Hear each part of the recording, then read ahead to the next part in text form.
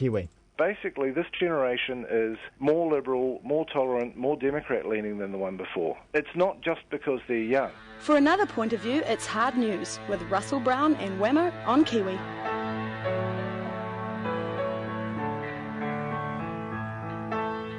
Yes, indeed, from publicaddress.net, the Hard News blog. Media 7 show on TVNZ7. Morning, Russell. Good morning.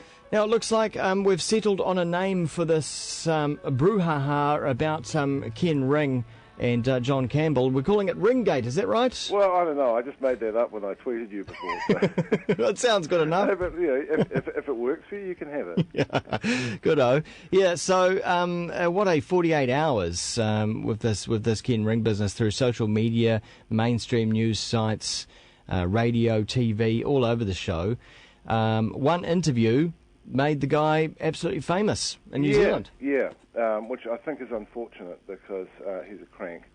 Ken Ring cannot predict earthquakes. He cannot predict the weather. And oddly enough, whenever he's pressed on it, he retreats to his line that all he does is offers opinions. His website's called Predict Weather. He sells tickets to seminars where he tells people he's going to tell them how to predict the weather. That's right. So, if I'd been John Campbell, I wouldn't have apologised. But then again, I wouldn't have had Ken Ring on my show either, frankly. So there was the apology last night, which I think a lot of people appreciated. But I was surprised that he was invited back, though he did turn down the invitation. But to invite him back, I thought would have just been adding extra, oxygen to it all. Yeah, exactly. I mean, exactly what would they have done had Ring come back? Would he have been given yet another broadcast platform to tout his business, basically? Well, that's right. This is what, I mean, I think the response to it, and it wasn't a very effective interview, it shouldn't have been done over a link like that. Yeah. It's very difficult to do those kinds of interviews over a link because, especially with someone as evasive as Ken Ring is. I mean, I was quite surprised. Dr. Brian Edwards and I had a very significant difference of opinion over the merits of the original interview. But, yeah, basically, he shouldn't have been there, and you can't do those kinds of interviews unless you're actually there in person. Yeah. And it's funny because I actually went back. I thought, okay, we're arguing about this. We spent all day arguing about this on the internet. Yeah. I went back and looked at the interview again and took notes. And Ken Ring was amazingly evasive. Yeah. And I could fully understand why John Campbell became so frustrated with him. Yeah. He shouldn't have, because it did generate more heat than light. Yeah. But the idea that it was outrageous and a disgrace and all the other words, that Ken Ring wasn't allowed to explain his theories fully is absurd.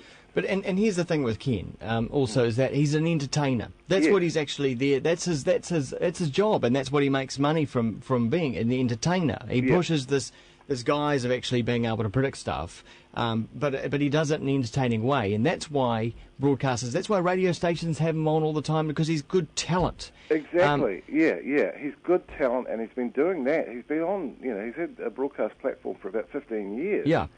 And the idea that he was some sort of innocent who wasn't used to being interviewed, and he was a poor, kindly old man, or as Simon Pound put it on Twitter, he was Santa Claus. Yeah. And I think a lot of people did mistake him for Santa Claus. It just doesn't wash. And so whether the guy is a professional. Yeah, and so whether he's talking about earthquakes or climate change, it doesn't matter who you put up against him, although I would like to see him up against a charismatic scientist, a really good scientist who can really communicate, and that's kind of quite hard to find, it seems. Yeah. But no matter what situation he's in, he will always come off looking better, because to the average person, and I know that sounds condescending, but it's true, to the average person, it's the charisma and the old manness that comes through, and that's what people like. Yeah, absolutely. And Matthew Dentith, the conspiracy theory expert from Auckland University, actually wrote a very good blog post yesterday, wrote it very quickly, tips on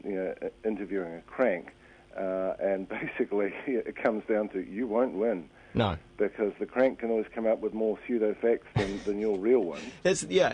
In fact, I think you watched the same documentary the other night, Meet the Climate Skeptics. Yeah, which is a great documentary. Yeah, where he says that scientists are restricted to telling the facts, whereas cranks and crooks like Ken Ring have to, they lie, so they can flesh things out. They can wander anywhere they want, whereas scientists are restricted to telling the facts. Yeah, exactly. And while it may be attractive on the face of it, the idea of doing what John Campbell did, i.e. confronting Ken Ring with his previous published statement, wasn't going to work. Never. He was just able to either change the subject or deny he'd said anything of the kind. And that's really difficult. If you're in a studio, at least you can you can print out what he said and put it in front of the guy. Doing it down a link like that, you just don't have the ability to... I mean, you really have to structure your interview quite carefully. Yeah. With full knowledge of all the ways that your subject's going to try and get out of what you're trying to do. You can't do that down a link. And especially when you're standing outside. It was like a reverse live cross. It was, isn't it? And it just didn't work.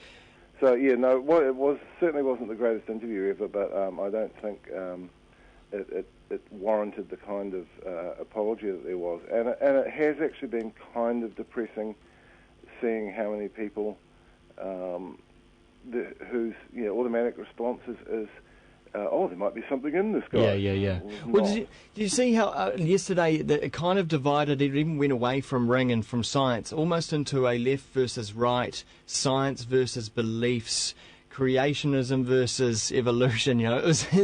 You could see the dividing line there? Yeah, it did. Someone said on the Facebook group that was hurriedly put together that John Campbell was biased towards science. Yes, probably. I think that's how we'd want them to be. Yeah. But certainly in the discussion on Brian Edwards' blog, there are quite a few people who appeared to have some fairly loony conspiracy theories. I thought one of the funnier... there were discussions about this all over the internet. One of the funnier ones was actually under Chris Keel's story in NBR. Late last night. Which it was... his second comment, experts in active tectonics and crustal dynamics, also a geological hazard modeler, not exactly high-end physics or maths, is it? How about quoting some real scientists? To which Chris appended the note, sweet screaming monkey. There is, I don't know, and I can't quite work out exactly why this has happened to the degree it has, whether it's the emotional climate around what's happened in Christchurch, whether it's affecting people's powers of reason or what. But it was very bizarre, and I could not work it out yesterday, to be honest. And just staying with that, I don't know about you, but I feel a little bit let down. The great job they do, but I feel a little bit let down by the New Zealand scientific community that they had not put together a comprehensive document or video or something that debunks Ken Ring a long time ago, because he's been around a long time peddling this stuff, and I don't know why they couldn't dedicate half a day at some point in the past to put together the comprehensive debunking. I don't know whether it would work though, because there have been quite already silly beliefs. The Silly Beliefs website has a pretty extensive debunking. But I mean, if you look at that website, it looked like it was made in the late 90s. It's not exactly... Why wasn't there something professional already, perhaps up at Cyblogs a long time ago? Yeah. Something from a professional point of view that actually said, okay, here's Ken Ring, and here's the truth, and whenever Ken Ring appears, we can just pull out this once more, I don't think that would be any kind of guarantee that people would believe it or pay attention to it, unfortunately, as we've seen. But at least it finally has. David Winter at Cyblogs has finally done that. It's a pretty technical explanation of why Ken Ring is full of crap, but at least that's there now. But I mean, for all the evidence for climate change, you've still got a very, very large number of people who think it's all a myth and a hoax, and you can publish these things, but you can't make people read them. This is true. Thanks very much, Russell. Righto. Cheers. See ya. Russell Brown at publicaddress.net, the Hard News blog, and the Media 7 show TVNZ 7.